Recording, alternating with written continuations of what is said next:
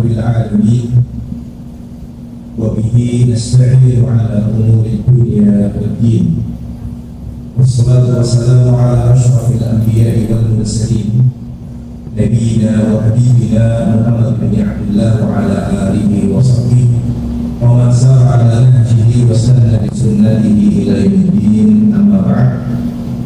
Ikhwati wa abna'i talabah santri yang kami banggakan, alhamdulillah senantiasa kita memuja Allah Rabbil Izzah dengan menjadikan kalimat syukur hamdalah tadi sebagai posisi kita membaca lidah kita.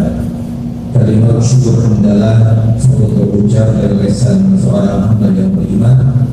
Di majelis yang mulia ini kita bisa bersama-sama duduk untuk saling berwasiat dalam hal kebenaran atau wasi bil haq. Kita duduk bersama-sama untuk saling berwasiat dalam hal kesabaran atau wasi bis sabr. Bersabar dalam melaksanakan ketaatan kepada Allah Rabbil Izzah. Bersabar untuk tidak bermaksiat kepada Allah. Dan bersabar ketika menerima takdir dan keputusan Allah yang baik dan yang buruk.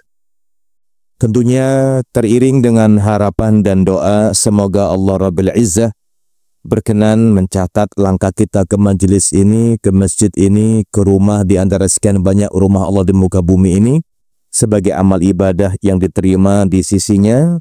Semoga pula Allah Azza wa Jalla meridhai langkah kita, memberkati usia kita, mengampuni dosa kita, memberikan manfaat akan ilmu yang kita pelajari bersama. Dan semoga dengan kita belajar Allah pun berkenan menjadikannya sebagai wasilah sekaligus sarana dimudahkannya langkah kita ke surganya kala. Amin ya rabbal alamin wa ya mujibas sa'ilin. Ikhwati wa abna'i at-talabah, tema yang kita angkat pada kajian singkat malam hari ini adalah manzilatu adz-dzunubi fi qalbi al-mu'min. Manzilatu al-dzunubi fi qalbil mu'min, tentang kedudukan dosa dalam hati seorang mukmin. Artinya, sejauh mana sosok pribadi mukmin sejati memandang dosa yang dia lakukan. Satu hal yang memang harus kita fahami bersama, sebuah konsep yang memang Nabi sudah ingatkan kita sebelum kita lahir ke muka bumi ini. Nabi sudah mengatakan kepada kita, kullu bani Adam khatta'un.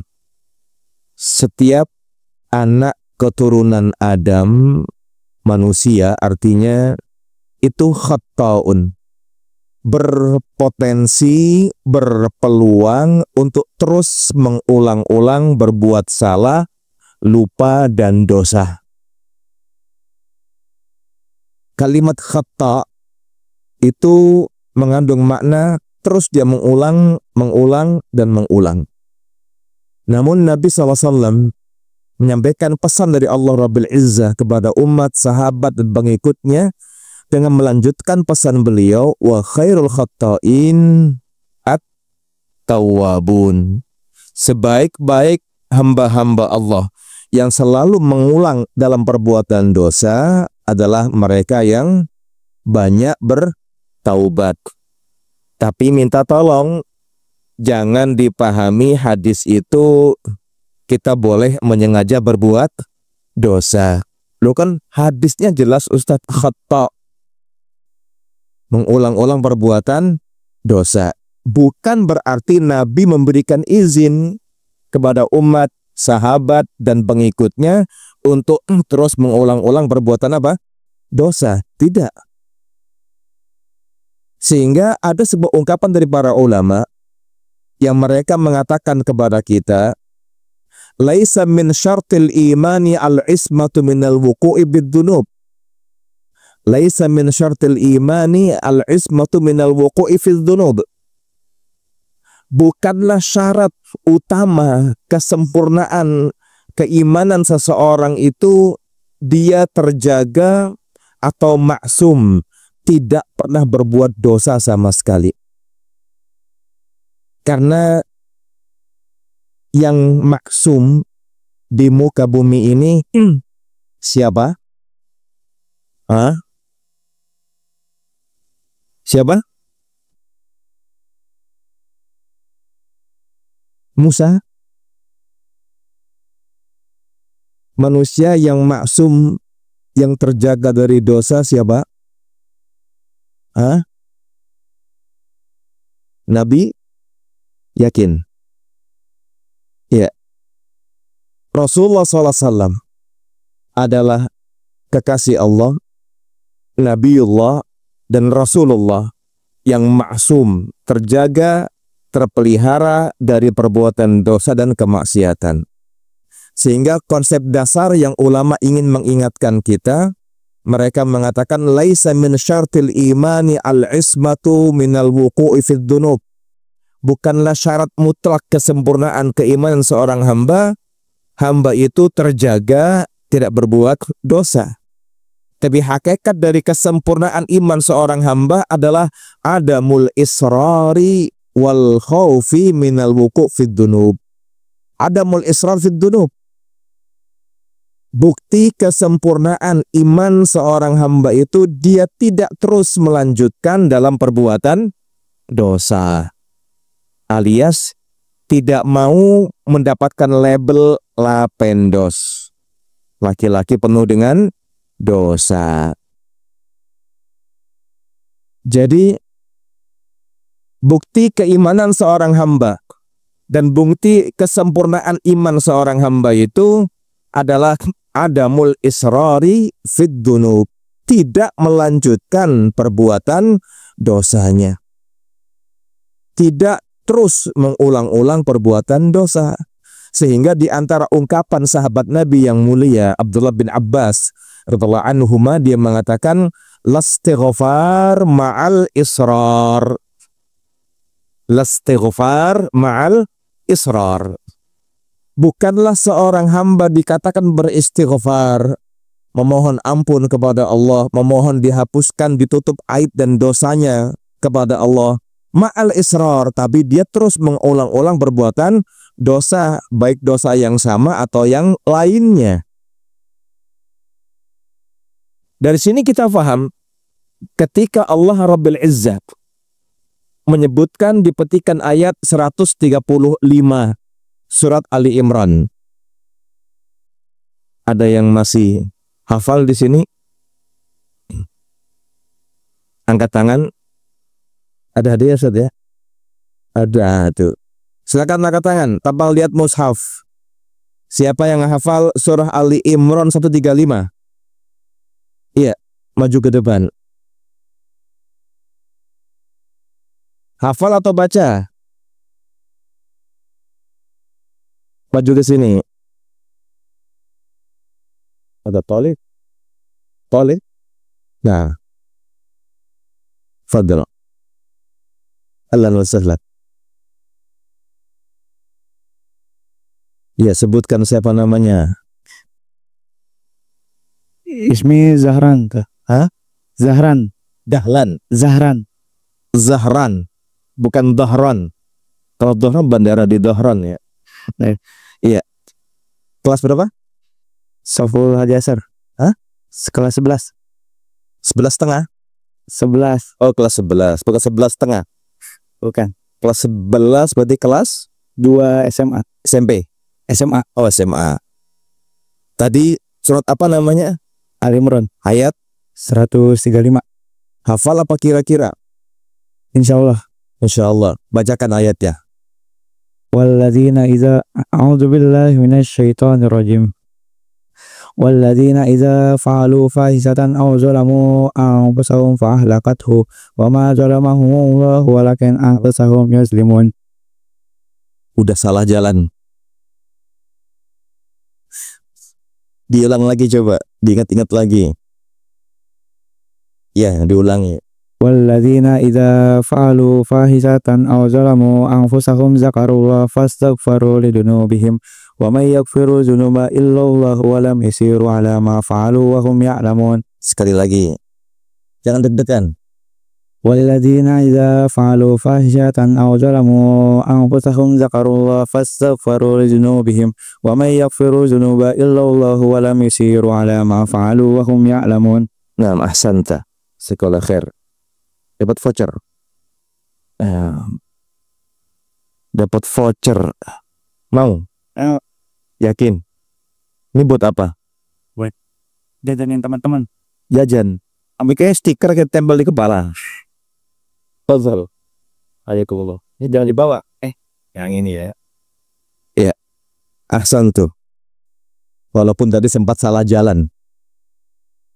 Normal. Karena kullu bani Adam khata. Terbukti kan? Iya. Yang ngomong sama kan gitu ya. Baik. Di ayat 135 tadi merupakan lanjutan dari penyebutan Allah tentang karakteristik orang-orang yang bertakwa. Karena di ayat sebelumnya 133 apa kata Allah? Wasari'u ila maghfiratim mir rabbikum wa jannatin arduhas samawati wal ardu uiddat lil muttaqin. Nah, itu udah hafal semua. Tadi bertawadhu semuanya ya. Alhamdulillah. Banyak yang hafal tapi tawadhu. Bukan tawadu. Kalau tawadu tahu warna duit antum berarti ya. Ya, sudah benar tadi di antara ciri mereka walladzina idza fa'alu fahishatan aw zalamu anfusahum dzakarullaha fastaghfaru lidunubihim wa may yaghfirud dunuba illallah wa lam yusirru ala ma fa'alu wa hum ya'lamun. Dan di antara ciri-ciri orang yang bertakwa itu adalah apa? Walladzina idza fa'alu fahisyah, yaitu mereka ketika sempat berbuat amalan yang keji. Fahisyah itu keji, dosa. Kalau bahasa mungkin paling kasarnya orang kita yang menjijikkan, dosa. Au dzalamu anfusahum, atau mereka mendolimi diri sendiri. Pahami dengan baik, setiap mukmin, setiap muslim yang berbuat dosa itu artinya kita menyakiti diri sendiri. Paham ya? Kita dikatakan menyakiti diri sendiri kapan? Tatkala kita berbuat dosa. Au dzalamu anfusahum. Baik itu kita sadari ataupun tidak, secara langsung ataupun tidak langsung, setiap perbuatan dosa yang diperbuat seorang hamba atau salah seorang di antara kita itu berarti dia mendolimi diri sendiri, artinya menyakiti diri sendiri. Ciri mereka ketika berbuat amal yang keji dan mendolimi diri sendiri, apa kata Allah? Zakarullah. Mereka ingat kepada siapa? Allah. Fastaghfaru lidunubihim. Mereka segera beristighfar, memohon ampun kepada Allah atas dosa dan maksiat yang mereka perbuat. Kenapa? Wa may yaghfirud dunuba illallah. Karena mereka yakin siapa yang maha mampu mengampuni dosa selain Allah. Itu pengakuan yang sangat-sangat dahsyat dari hati seorang mukmin sejati yang dia merasakan, mengakui, mengimani wa may yaghfirud dunuba illallah. Karena mereka yakin tidak ada zat yang maha mampu mengampuni dosa, menutupi aib dan kelemahan kita selain siapa? Allah Rabbil Izzah. Walam yusirru ala ma fa'alu wa hum ya'lamun. Dan mereka tidak melanjutkan perbuatan dosa mereka sementara mereka tahu. Itu karakteristik seorang hamba yang bertakwa, yang dia tahu, dia menyadari, dia meyakini bahwasanya dosa itu membahayakan, dosa itu mencelakakan, dosa itu membinasakan, dosa itu merugikan. Terlebih saat ini kita memasuki 10 hari pertama bulan Juni. Juni apa Dzulhijjah? Dzulhijjah. Juni besok ya. Ya. Kita sudah memasuki 10 hari pertama Dzulhijjah. Yang mana Nabi kita pernah menyampaikan minimal 2 hadis yang perlu kita pegang dan kita amalkan. Hadis yang pertama dalam Majami' As-Saghir, Nabi mengatakan afdalu ayyamid dunya ayyamu ashri Dzulhijjah. Kama qala sallallahu alaihi wasallam, hari-hari yang paling utama di muka bumi ini adalah 10 hari pertama bulan Dzulhijjah. Dan di hadis Imam Bukhari, Nabi pernah bersabda kepada kita, "Ma min ayyamin al-amalu salihu fiha au fihinna ahabbu ilallahi min hadhihi al-ayyam." Ini al-ashr min Dzulhijjah. Qalu ya Rasulullah walal jihadu fi sabilillah. Qala walal jihadu fi sabilillah illa rajulun kharaja. Wa fi riwayah illa rajulun yukhatiru bi nafsihi wa malihi fakutila au famatak falam yarji min dzalika bi syai'. Nabi mengatakan, ma min ayyamin, tidak ada hari-hari yang dilalui oleh seorang hamba di muka bumi ini, al amalu salihu fiha au fihinna, yang ketika seorang hamba mengerjakan amal soleh. Di hadis ini kata para ulama, Nabi tidak membatasi, tidak mengkhususkan amal apa. Yang penting amal apa? Amal soleh, amal yang baik. Antum yang kemarin Jumatan, maka Jumat kemarin itu kalau ditunaikan dengan penuh kekhusyuan, tumaknina, keikhlasan, lebih afdol dari amal di selain Jumatan, selain di 10 awal Dzulhijjah. Antum kalau kemarin sholat tahajud, sholat sunnah rawatib, berbakti kepada kedua orang tua, bersedekah, membaca Al-Quran, membantu teman yang membutuhkan, tidak menyakiti saudaranya, tidak mengganggu saudaranya, tidak mendolimi saudaranya, itu diantara amal soleh. Kata para ulama, amal soleh di 10 hari pertama Dzulhijjah itu, dalam hadis ini ada 2 hal yang sangat prinsipil, yang paling utama yang Nabi sebut kepada kita. Yang pertama apa? Annal amala salih fi hadhihi al-ayyam al-ashr min Dzulhijjah aksaru sawaban wa afdalu syarafan, atau wa a'zamu syarafan. Yang pertama, amal soleh yang dikerjakan di 10 hari pertama di bulan Dzulhijjah itu aksaru sawaban, lebih banyak pahalanya dan lebih besar kemuliaannya. Yang kedua, al-amalu salih fiha ahabbu ilallah. Siapapun di antara kita yang diberikan Allah kesempatan, kekuatan, kemampuan, taufik untuk bisa mengerjakan amal soleh, maka amal itu sangat dicintai dan lebih disukai oleh Allah. Sehingga jangan sia-siakan 10 hari pertama Dzulhijjah tanpa antum melewatkan kecuali dengan amal soleh. Berpuasa dari tanggal 1 sampai 9 boleh. Yang nggak mampu tanggal 9 aja nggak apa-apa. Membaca Al-Quran terus, mentadaburi maknanya, sholat sunnah rawatib. Kalau pas waktu telepon ke orang tua, minta maaf sama orang tua, minta doanya, minta restunya, minta ridhonya, dan seterusnya. Berbuat baik kepada teman satu kamar, satu kelas, menghormati yang lebih tua, menyayangi yang lebih muda, itu amal soleh. Ini dia 10 hari pertama Dzulhijjah. Itu artinya jangan tempatkan diri kita untuk menjadi bagian dari orang-orang yang berbuat dosa. Jadi saya katakan di pertengahan kajian ini, dosa itu menyengsarakan, dosa itu merugikan, dosa itu membinasakan, dan dosa itu pada akhirnya menjerumuskan kita mendapatkan siksa di neraka. Seorang mukmin itu sangat pantang untuk menyeret dirinya dalam jurang dosa. Kenapa? Karena dia sadar hakikat dia diberikan oleh Allah kehidupan di muka bumi ini bukan untuk hidup semaunya. Bukan. Apalagi sekarang kita, saya katakan tadi, di 10 hari pertama Dzulhijjah. Sampai Nabi ditanya, ya Rasulullah, tidak pula jihad fisabilillah, tidak pula jihad fisabilillah, tidak bisa mengalahkan amal soleh yang antum kerjakan, yang dikerjakan seorang muslim di 10 hari pertama Dzulhijjah itu.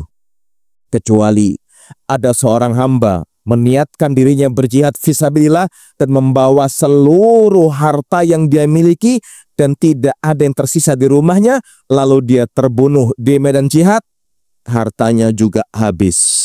Baru bisa mengimbangi amal soleh yang dikerjakan di 10 hari pertama bulan Dzulhijjah. Momentum ini kesempatan emas buat kita. Momentum ini kembali mengasah kita, mengingatkan kita, mengarahkan kita agar bisa menempatkan diri menjadi seorang mukmin sejati yang selalu mengharapkan ridhanya Allah, mengharapkan cintanya Allah, mengharapkan wajahnya Allah, mengharapkan surganya Allah, mengharapkan rahmat Allah Rabbul Izzah. Itulah mukmin sejati. Mukmin sejati tidak pernah mau bermain-main dengan dosa, karena bahaya. Sehingga Imam Bukhari menyebutkan sebuah riwayat tentang ungkapan dari Abu Abdurrahman Abdullah bin Mas'ud radhiyallahu anhu. Dia berkata, innal mu'mina yara dunubahu ka'annahu qa'idun tahta jabalin yakhafu an yaqa'a alaih. Wa innal fajira yara dunubahu. Apa lanjutannya? Yara dunubahu kadubabin ala anfi yamurru hakadha. Ay kama qal. Sosok pribadi mukmin sejati itu ketika melihat dosa-dosanya seolah dia sedang duduk yang di atas kepalanya ada gunung yang akan ditimpakan di atas kepalanya. Antum bayangkan saja, kalau kepala antum ketiban genteng berat 2 kilo, mau nggak dicoba? Nggak mau. Cuma 2 kilo, Sat. Walaupun cuma 2 kilo, kalau ketinggian 10 meter, pecah kepala antum. Ada cerobong tingginya 100 meter. Kalau ada pegawai di bawah cerobong itu, kejatuhan baut atau mur yang hanya panjangnya 2 cm, mediumnya cuma nggak sampai setengah senti, sekian mili, tapi kalau jatuh dari ketinggian 100 meter kena kepala, tembus. Dan terjadi itu. Sekarang seorang mukmin dengan keimanan yang tulus, dengan kesucian hatinya, melihat dosa yang dia perbuat seolah dia sedang duduk di bawah gunung yang akan ditimpakan di kepalanya. Takut dia. Bukan batu kerikil tapi gunung besar yang menimpa kepalanya. Antum ketiban motor 1 kintal, sakit gak? Sakit. Ketiban kontainer 40 ton apalagi. Nggak wujud kita, sama dengan kertas HVS nantinya. Rata dengan tanah. Ini gunung. Sosok mukmin sejati ketika melihat, menyaksikan dosa yang dia perbuat, maka seolah dia sedang duduk di bawah gunung di atas kepala yang akan menimpa kepalanya. Tapi sosok seorang hamba yang fajir, jahat, culas, dan dia tidak punya iman sama sekali, suka berbuat dosa, maka seolah dia seperti melihat lalat yang nempel di hidungnya, diginikan aja. Enteng. Itu fajir. Sangat jauh bedanya antara mukmin dengan siapa? Fajir. Mana yang lebih utama di sini? Mukmin. Tapi kalau fajir, enteng. Alah, nggak apa-apa. Allah Maha Pengampun. Sering saya ulang di mana-mana, di antara kesalahan sebagian kita atau kaum muslimin di muka bumi ini, seolah terlalu pede dan yakin dengan meyakini Allah Maha Pengampun, enggak? Iya kan? Sehingga dia berani berbuat dosa. Tapi dia lupa. Saudaraku, selain Allah Maha Pengampun, Allah juga Maha menyiksa. Iya apa iya? Ya iya.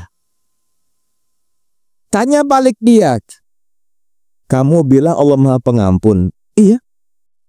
Emang yakin kamu termasuk yang diampuni sama Allah? Iya. Wah, hebat ini gitu kan. Ini berarti orang yang sangat yakin. Sementara mereka para sahabat Nabi itu sekali berbuat dosa sungguh berat bagi mereka bebannya. Berat bagi mereka. Bukankah Allah, contoh di ayat menjelang akhir Al-Baqarah di 284, fayaghfiru liman yasha wa yu'adzibu may yasha. Apa artinya?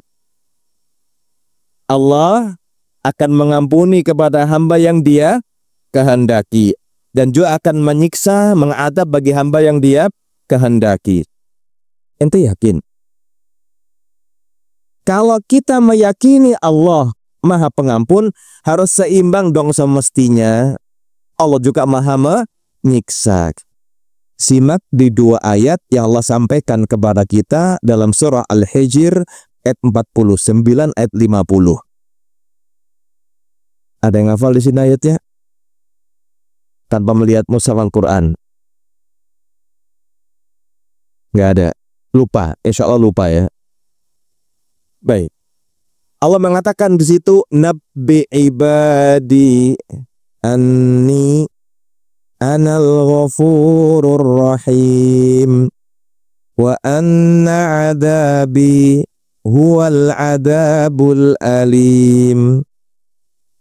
Nabbi ibadi, kabarkan kepada hamba-hambaku, sampaikan kepada hamba-hambaku tanpa kecuali, siapapun mereka, dari bangsa manapun mereka, apapun status sosial mereka, selama mereka mengaku sebagai hamba Allah, sampaikan, ingatkan, umumkan, anni anal ghafurur rahim, bahwasanya aku Allah Maha Pengampun lagi Maha Penyayang. Tapi ingat juga berikutnya apa kata Allah?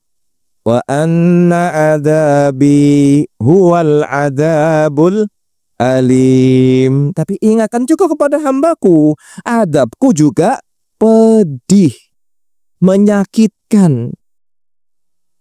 Pedih dan menyakitkan. Makanya di antara doa yang diajarkan Nabi kepada Abu Bakar As-Siddiq, doa yang begitu indah, yang barangkali di antara kita kadang mungkin lupa untuk mengamalkannya. Insyaallah antum sudah menghafalnya. Allahumma inni dhalamtu nafsi dulman katsira. Terus Allahumma lakasumtu. Nah, Allahumma inni dhalamtu nafsi dulman katsira wala yaghfirud dunuba illa anta faghfirli maghfiratam min indika warhamni innaka antal azizul hakim. Innaka antal ghafurur rahim. Dibaca gak doa ini? Enggak, lupa ya. Kullu bani Adam khata. Enggak apa-apa. Masih aman. Lihat. Allahumma, ya Allah ya Rabbku, inni dhalamtu nafsi dhulman katsira. Sungguh aku telah mendolimi diriku dengan tindakan kedoliman yang sangat banyak ya Allah, bahkan tak terhingga. Wala yaghfirud dunuba illa anta. Dan aku meyakini ya Allah, aku tahu, aku sadar, aku mengimani ya Allah, tidak ada zat yang maha mampu mengampuni semua dosa-dosa kecuali Engkau ya Allah. Faghfirli maghfiratan min indik. Ampunilah aku ya Allah, hapuslah dosa dan kesalahanku ya Allah, hapuslah segala aib dan cacatku ya Allah dengan ampunan yang datang dari sisimu. Innaka antal ghafurur rahim. Lihat sosok mukmin sejati. diperkuat. Jam berapa adzan Ustaz Sulaiman?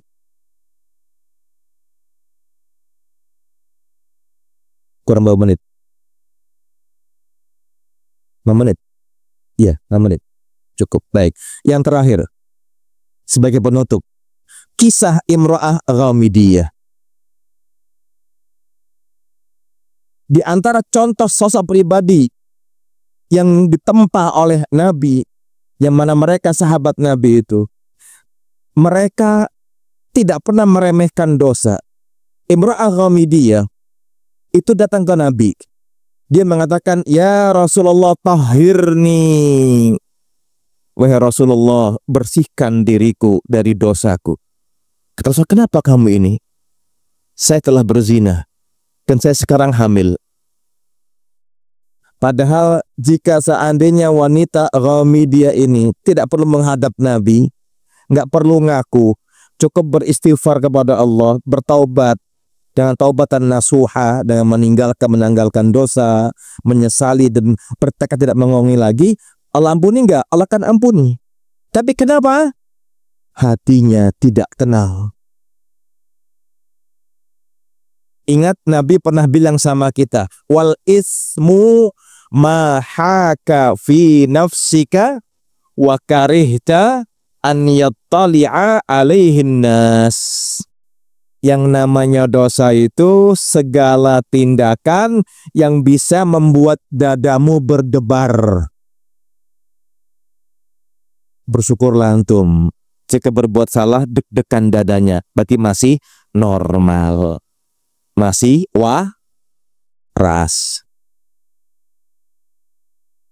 Tapi yang diterusin, ya Allah tenangkan hatiku, ya Allah sekali aja berbuat dosa, nggak ada. Ya ada. Nabi mengatakan fitrah setiap orang di antara kita itu ketika berbuat dosa, maka dosa itu mampu mendebarkan dada kita. Nggak bisa dibohongin. Kata Rasulullah, pulanglah engkau dulu wahai wanita Ghamidiyah sampai kau melahirkan. Akhirnya anak lahirkan anaknya, dibawa. Ini Rasulullah, anakku udah lahir hasil zina. Enggak, tunggu sampai dia menyusu selama 2 tahun. 2 tahun ditunggu lagi. Ini Rasulullah, udah aku susui 2 tahun, sapehlah dia, sudah kusapeh. Dia bisa makan roti? Bisa Rasulullah. Baik, rajamlah wanita ini. Lihat, ketika dia bilang tahhirni, ya Rasulullah, sucikanlah aku. Aku telah berbuat dosa. Allahu Akbar. Padahal rajam itu taruhannya apa? Dilebarin batu. Ditanam beda ada segini, lebarin batu. Sampai ketika Khalid bin Walid yang melempar batu di kepalanya, darahnya muncrat. Dia mencela. Nabi dengar. Kata Rasulullah, laqad tabat taubatan lau qusimat baina sab'ina min ahlil Madinah lawasi'athum. Allahu Akbar. Hati-hati wahai sahabatku, jangan kau cela dia. Jangan kau caci dia. Mungkin kita ketika mungkin secara manusiawi ketika melempar orang yang berdosa, dasar orang kotor, tidak boleh.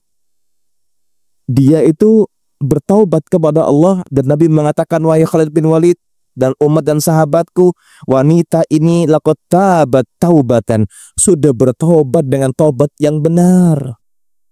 Dan dia minta dirajam sejak hamil. Aku beri waktu dia untuk melahirkan. Lahir anaknya. Aku beri waktu dia untuk menyusui selama 2 tahun dan disapeh anaknya. Dan sekarang dia menuntut kembali, bersihkan saya ya Rasulullah. Enggak tenang hati dia. Kata Rasulullah, dia telah bertobat dengan taubatan nasuha yang jikalau dibagi kepada 70 penduduk kota Madinah akan menyamai kebaikan 70 penduduk kota Madinah. Allahu Akbar. Itulah gambaran pribadi seorang mukmin dan mukminah sejati, yang mana mereka tidak tenang ketika berbuat dosa. Dan dia menyerahkan dirinya di hadapan siapa? Rasulullah SAW untuk tegakkan hukum rajam. Dari sini kita ambil pelajaran. tempatkan diri kita untuk selalu bisa jauh dan menjauhi, bersih dan membersihkan diri, baik dan perbaiki diri, dan berusaha terus islah an-nafs, tazkiyatu an-nafs, berusaha melakukan tindakan penyucian jiwa. Makanya di antara doa yang Nabi ajarkan kepada kita, Allahumma ati nafsi taqwaha wa zakkiha anta khairu man zakkaha anta waliyuha wa maulaha. Demikian yang bisa kami sampaikan pada malam hari ini. Mudah-mudahan Allah Rabbul Izzah menjadikan kita hamba yang benar-benar menyempurnakan keimanannya dengan tidak menodai iman dan dirinya dengan perbuatan dosa. Allahumma amin. Isu baca. Baik. Syukran jazahullahu khairan kepada Ustadz kami Ustadz Muhammad atas nasihat yang disampaikannya. Barangkali dari antum ada yang mau bertanya, kami persilahkan maju ke depan, sebutkan nama.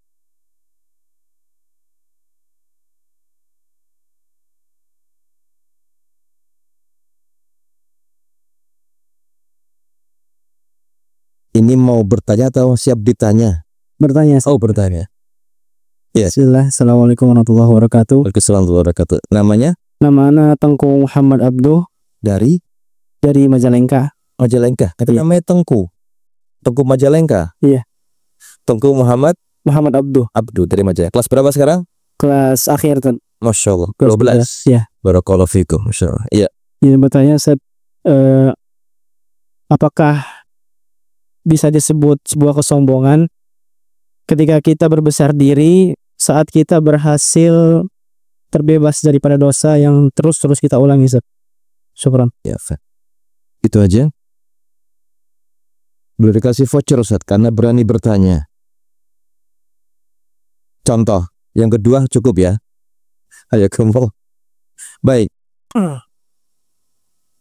Apakah dikatakan sombong ketika seorang hamba merasa berbahagia tidak berbuat dosa ya dalam kesehariannya? Pertama, yang harus antum ketahui tentang definisi dan pengertian sombong. Sombong itu batarul haq wa ghamtu an-nas. Ini kaidah. Ini formula baku. Sombong itu batarul haqqi, menolak kebenaran. Yang kedua apa? Wa ghamtu an-nas, dan apa? Merendahkan orang lain.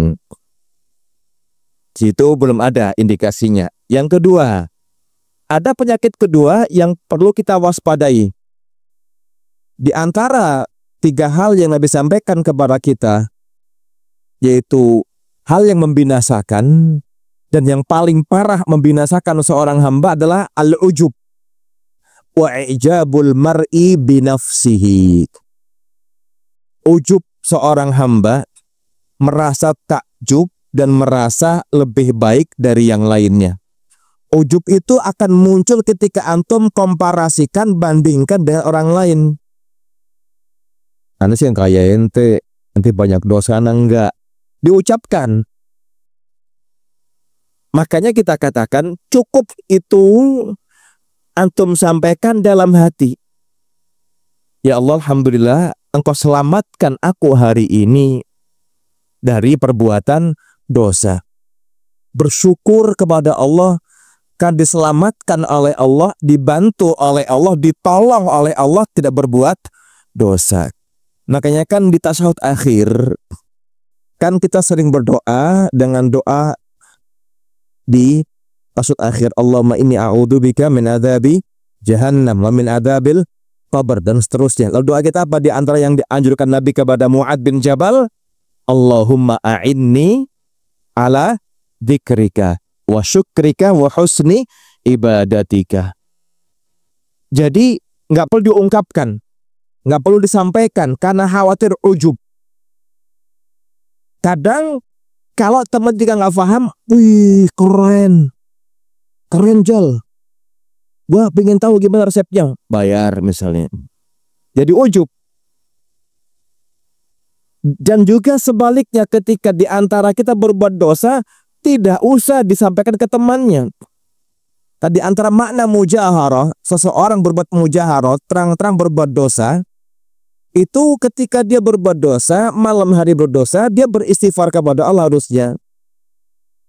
Ketika tadi malam berbuat dosa dan tidak sampaikan ke orang lain dia beristighfar, Allah akan ampuni dia. Tapi pagi dia ngomong, hilang sudah pahala dia dan dia masuk dalam kategori mujahir.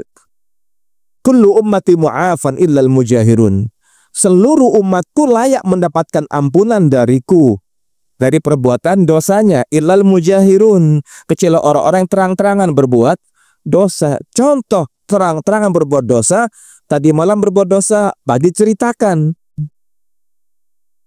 Sama dengan masalah itu, ketika Anda pada hari ini kita diberikan Allah kenikmatan hidayah dan tidak berbuat dosa, cukup bersyukur kepada Allah, tingkatkan unsur ketakwaan kita, unsur kesalehan kita, unsur kebaikan kita, dan terus mohonkan kepada Allah agar diberikan keistiqomahan dengan doa yang sering kita hafal, ya muqallibal qulub tsabbit qalbi ala dinik.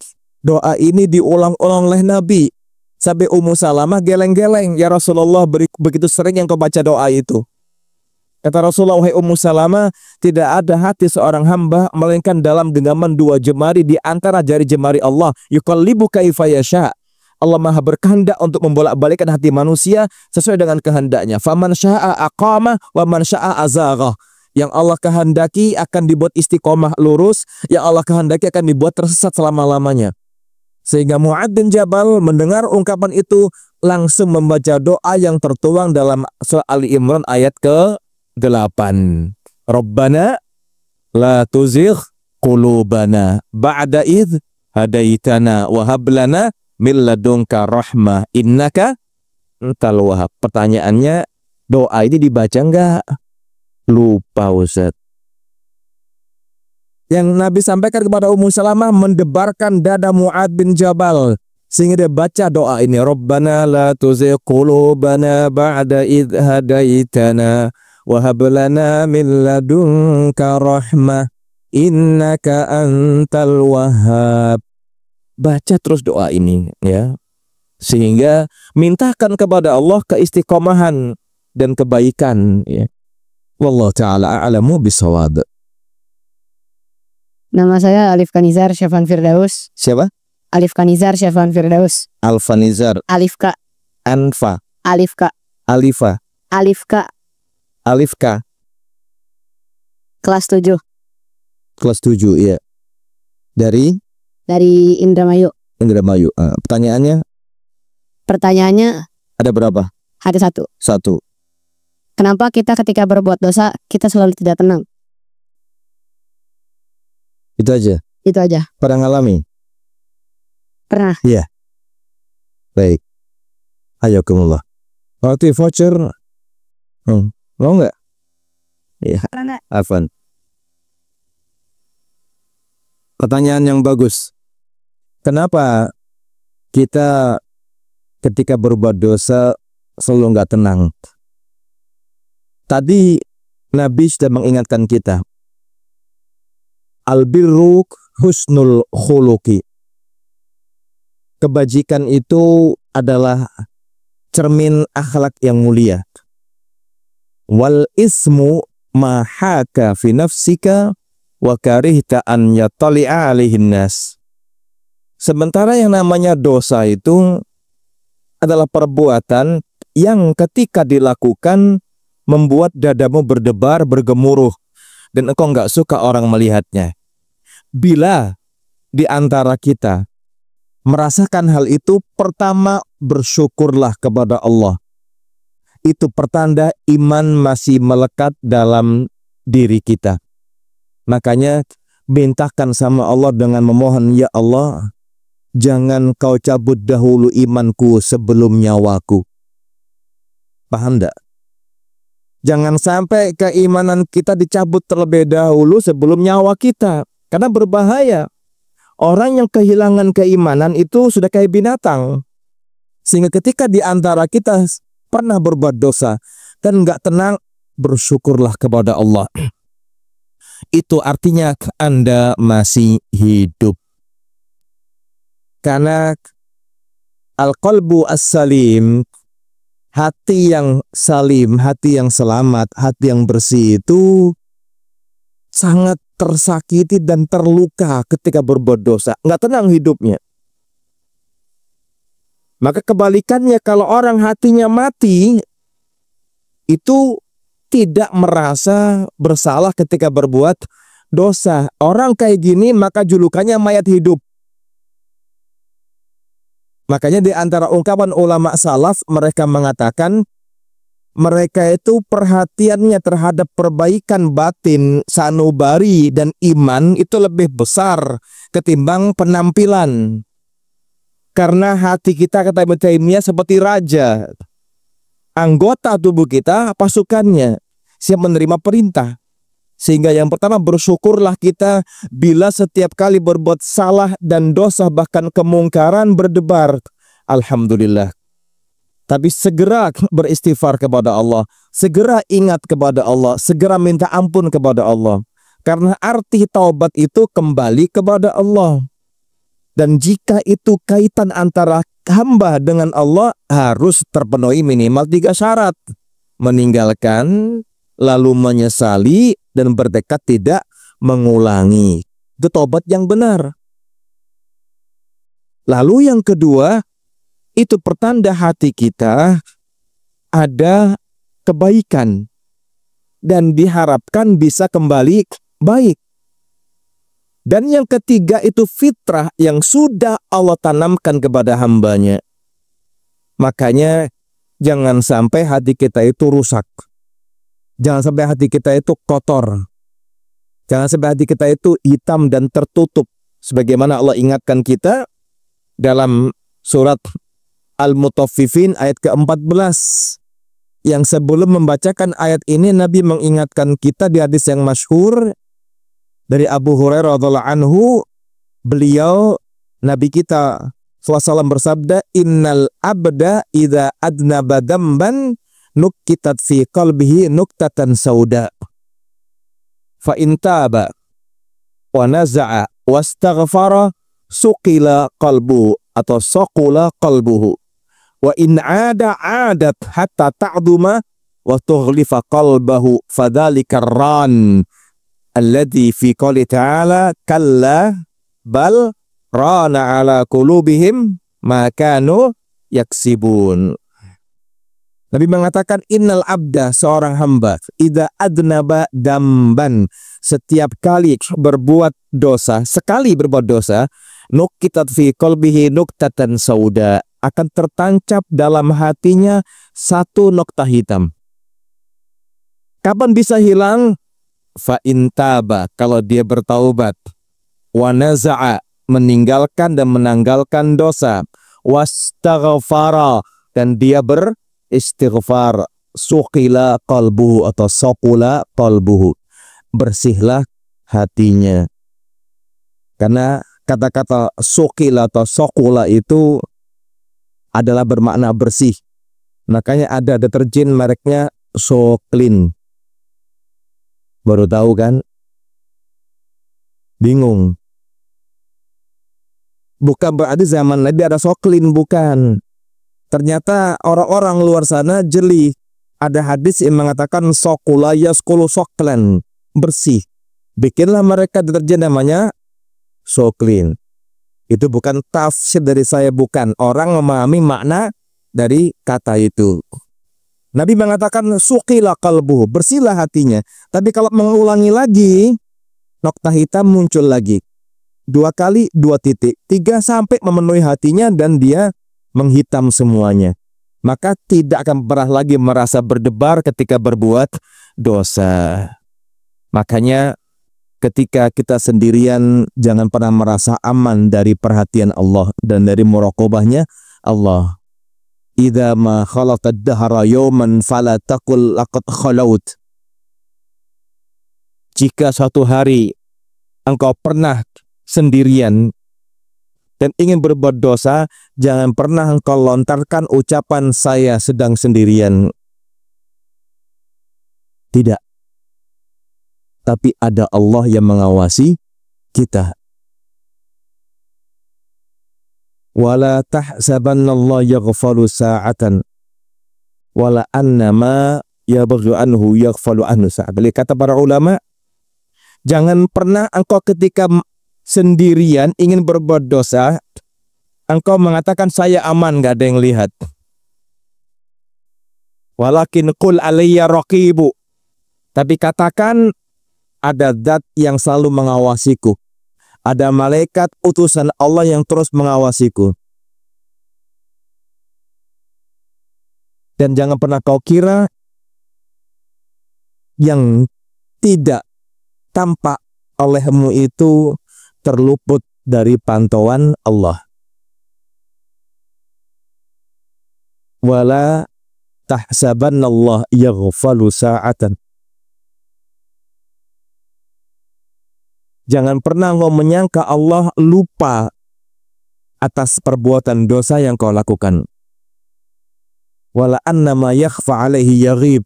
Jangan pernah kau kira yang menurut pandangan manusia tak tampak, Allah tidak bisa melihatnya. Bukankah di ayat di surah Ali Imran Allah mengatakan innallaha la yakhfa alaihi syai'un fil ardi wala fis sama. Di ayat kelima Ali Imran, innallaha la yakhfa alaihi syai'un fil ardi wala fis sama. Sungguhnya tidak ada yang luput atau tersembunyi dari pandangan Allah Rabbil Izzah, sesuatu pun baik di langit maupun di bumi. Maka kalau kita bertanya sama orang, kapan saya boleh bermaksiat?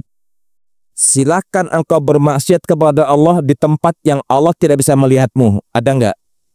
Nggak ada. Nggak bisa kita. Itulah yang pada akhirnya membuat kita berdebar dan takut. Itu artinya kita masih berada di atas fitrah kesucian jiwa kita. Wallahu ta'ala a'lamu bisawab. Soal akhir. Nah.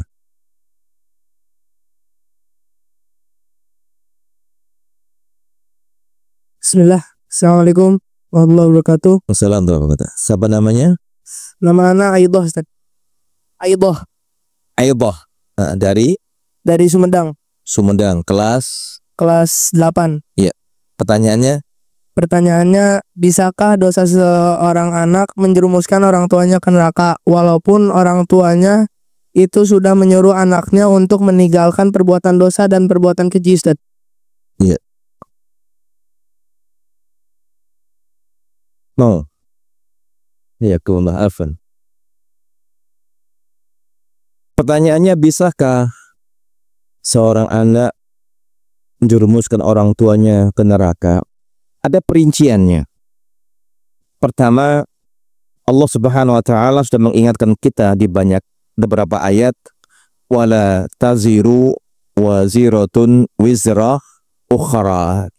Seseorang tidak memikul beban dosa yang dilakukan oleh orang lain. Yang kedua, orang tua akan terseret ke neraka bila dia tidak mendidik anaknya sama sekali. Atau orang tua ya mengajarkan anaknya perbuatan dosa. Adapun bila orang tua sudah mendidik anaknya, menasehati, membimbing, mendampingi, dan anaknya sudah akil baligh, sudah dewasa, sudah berakal dan balik, maka orang tua selama sudah mengingatkan, sudah mengajari, sudah memperingatkan, orang tua tidak menanggung dosa anaknya. Menjadi tanggungan orang tua, satu, kalau orang tua tidak mendidik anaknya sama sekali. Kalau di hari kiamat orang tua tertahan ketika di persidangan hari kiamat kelak, ketika anaknya menahan kaki orang tua, ya Allah, orang tua aku tidak pernah mendidikku sama sekali. Baru dia kena kasus di sini. Orang tua tidak pernah mendidik sama sekali, membiarkan anaknya. Tapi jangan antum pahami, ketika antum di pondokan, orang tua nggak mendidik, bukan. Justru di antara bentuk perhatian orang tua kita kepada antum, ditaruh di sini. Itu bagian dari upaya orang tua mendidik kita. Lalu yang kedua, kalau orang tua kita mengajarkan kepada anaknya perbuatan keji dan mungkar, mengajari perbuatan dosa, udah nak, gak usah sholat, surga itu gampang kok. Udah, kamu sudah orang baik, percuma. Udah, gak usah cari rezeki yang halal, yang haramnya susah kan gitu. Itu tambah mengajari kemungkaran. Maka ini jadi pemicu seorang anak menjadi faktor orang tuanya ikut ke neraka. Terlebih ketika orang tuanya membiarkan kemungkaran depan matanya. Itu dosa pada akhirnya. Tapi bila orang tua sudah mendoakan anaknya, mendidik anaknya, mengajari anaknya, mendampingi anaknya, memperingat anaknya dari hal berbau kemungkaran, maksiat dan kejahatan, maka dia berlepas diri. Sehingga perbuatan dosa yang dilakukan seorang anak setelah orang tuanya mendidik, mendampingi, mendoakan, memperingatkan, maka orang tua berlepas tangan dan tidak menjadi bagian dari orang yang diadab. Kenapa? Sudah memperingatkan, kenapa? Sudah mengajarkan, kenapa? Sudah memberikan pendidikan, kenapa? Sudah mendoakan dan sudah diberikan warning, peringatan sejak dini. Sehingga Allah mengatakan wala taziru waziratun wizra ukhra. Wallahu ta'ala a'lamu bisawab. Ya. Syukran, jazakumullah khairan ya Ustadzana atas nasihat yang diberikan. Semoga apa yang beliau sampaikan bisa menjadi amalan baik beliau dan bisa kita amalkan bersama. Pada akhirnya kami ucapkan jazakumullah khairan atas kerjasamanya dengan antum semua dengan menyimak dengan baik. Demikian dari kami. Kita akhiri. Subhanakallah wa bihamdika asyhadu an la ilaha illa anta astaghfiruka wa atubu ilaik. Assalamualaikum warahmatullahi wabarakatuh.